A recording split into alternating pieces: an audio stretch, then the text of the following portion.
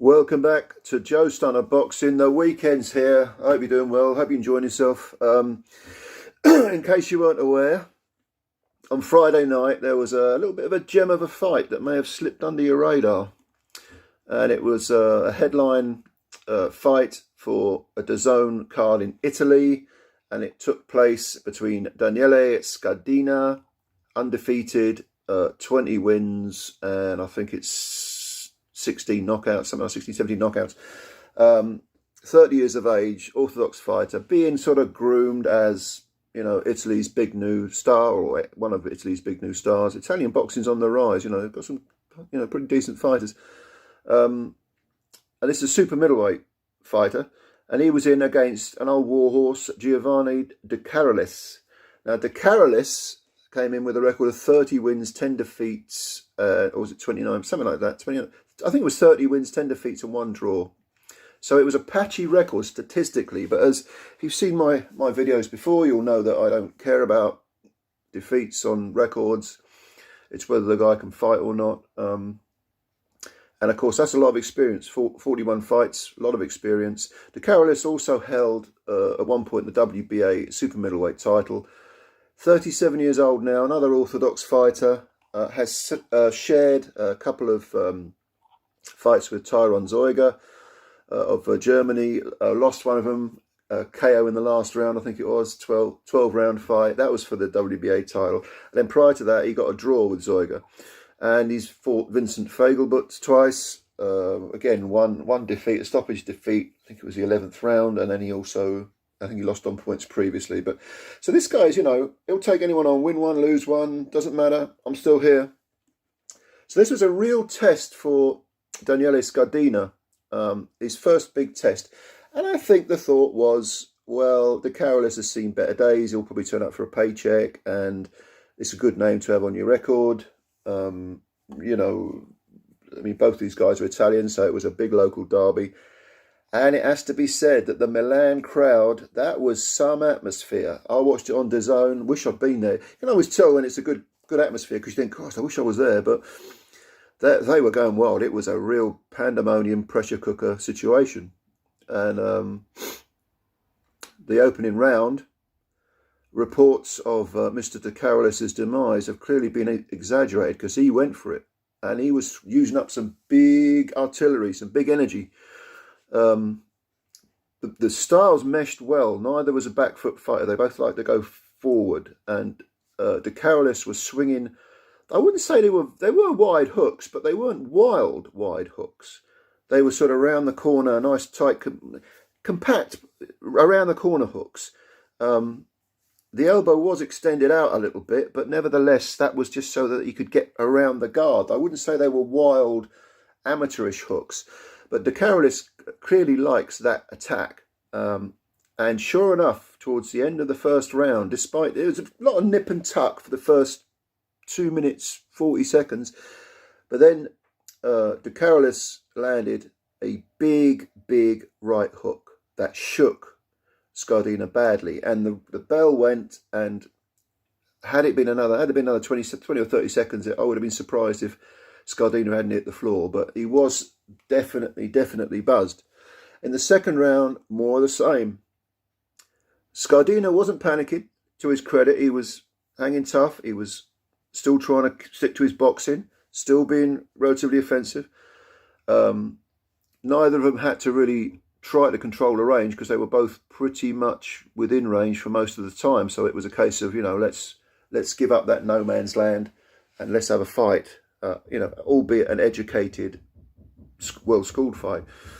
De Carolis, again, towards the end of the round, lands I can't remember whether it was a left or a right, but it was definitely a hook.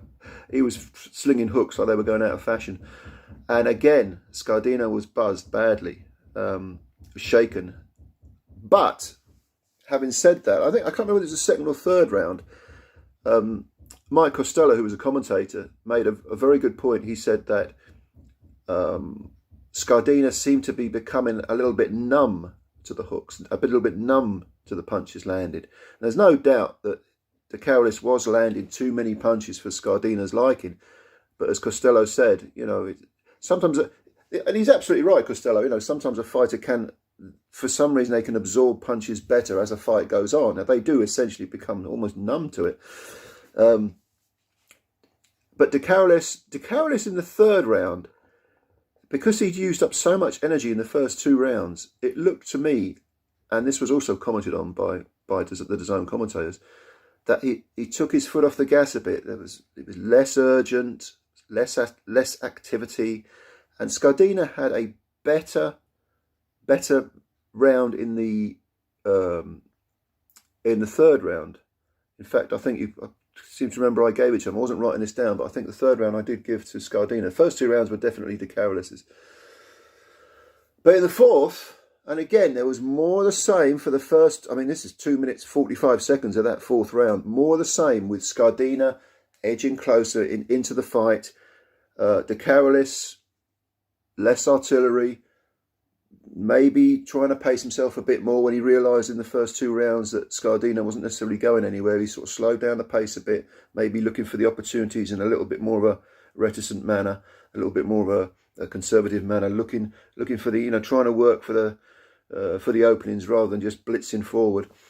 But with 10 seconds to go of the fourth round, again, De Carolis landed some heavy duty weaponry, and Scardina was all over the place. He was staggering around, his legs were not under him, and then with about 4 or 5 seconds to go, the referee separated them.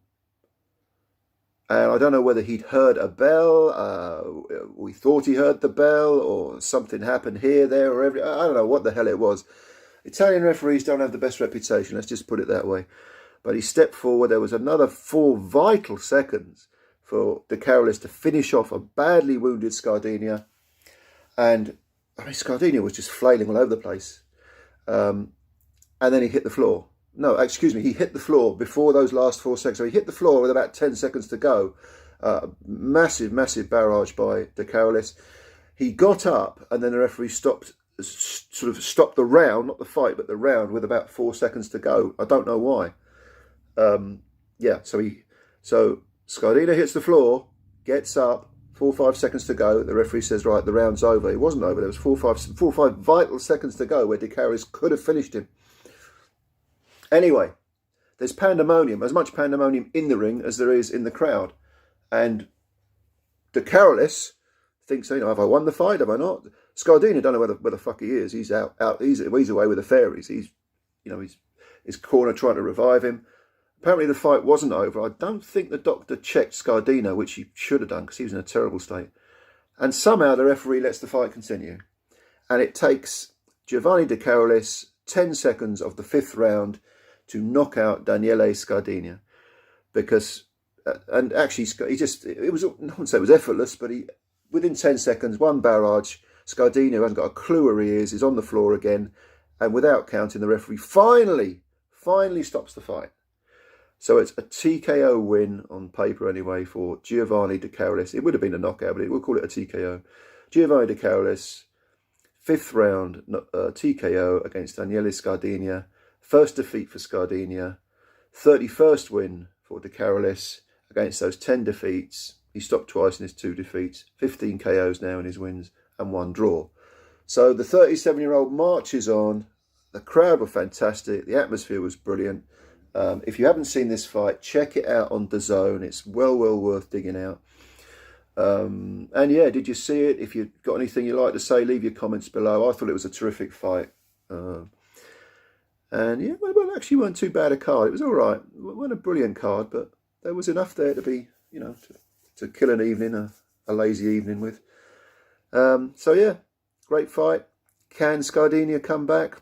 It's a heavy defeat, but De Carolis has proved it. He's got 10 defeats on his record, 2 by stoppage, and he's still marching on at 37. It's a case of you've lost badly. Do you want to continue? Do you want to learn from your mistakes? Do you want to go back to the gym and work even harder? What do you want to do? It's up to Daniele Sardina. But for De Carolis, who becomes the WBO Intercontinental Super Middleweight Champ, whatever that is, some trinket, he's now ranked again. So it's feasible he could get a world title fight. Whether he'd win it or not, I don't know, but it'd be fun. It'd be a lot of fun watching. Anyway, leave your comments below. Enjoy your weekend. We'll speak again soon. And meanwhile, of course, as always, take care of yourselves. Bye for now.